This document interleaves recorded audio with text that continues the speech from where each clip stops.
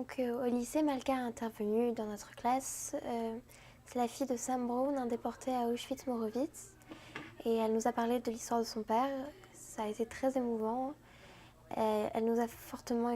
Moi, ce que j'en ai retenu, c'est que son père a toujours été quelqu'un de très honnête et de très droit, qui n'a d'abord rien dit à ses enfants dans la façon de leur éduquer, puis plus tard, il leur a écrit un livre qu'il leur a passé à chacun, et chacun d'entre eux l'a lu et s'est dit que c'était impossible.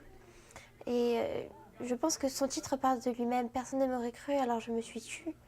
Parce que à l'époque, il n'y avait que les déportés à cause de la résistance qui étaient des héros.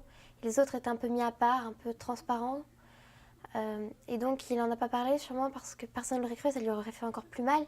Puis aussi, peut-être parce qu'il ne voulait pas réouvrir une plaie. Il a perdu la famille, il a, à mon avis, une adolescence là-bas horrible, puisqu'il avait 16 ans. Donc ça a dû être très très dur pour lui. Il me paraît très important que les enfants de déportés viennent intervenir dans notre classe ou dans toutes les autres, car cela permet d'expliquer l'histoire de personnes. Et donc, on a eu des cours précédemment sur la Seconde Guerre mondiale, mais c'était du papier, c'était de la théorie, c'était des nombres, mais on n'avait pas vraiment le sentiment qu'on parlait de personnes.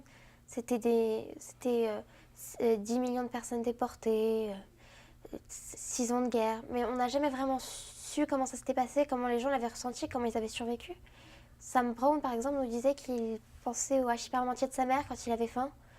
Et c'est émouvant de le savoir. Enfin, c'est compliqué, mais voilà. Mes grands-parents ont également connu la déportation, mais eux, ils ne voulaient pas du tout en parler. Enfin, ils en ont parlé très vaguement, mais ça leur faisait, je pense, tellement mal qu'ils n'en ont jamais vraiment parlé ouvertement. C'était pas un sujet dont ils nous ont parlé. Et c'est vrai que l'intervention de Malka a fait parler ma grand-mère principalement, qui s'est dit que ce qu'elle avait vécu était intéressant aussi et qu'on la croirait puisqu'on a cru les autres. Un jour, je suis retournée voir ma grand-mère, ça devait être moins d'une semaine après l'intervention de Malka, et elle a été très surprise de voir que son père lui en avait parlé aussi ouvertement, qu'il avait eu le courage d'en parler comme ça. Et elle aussi m'a dit que pour elle aussi ça a été très dur et m'a parlé de comment eux ont vécu, qu'elle avait beaucoup de chance parce qu'elle avait perdu personne, mais qu'en soi c'était très dur, qu'après la guerre, reprendre sa scolarité c'était compliqué, reprendre une vie normale en fait c'était compliqué de se remêler aux autres, et il fallait avoir beaucoup de courage à mon avis. Il y a certaines personnes qui se sont suicidées, on peut penser aussi à Primo Levi. Ça a dû être un fardeau tellement lourd à porter qu'il n'a pas pu supporter.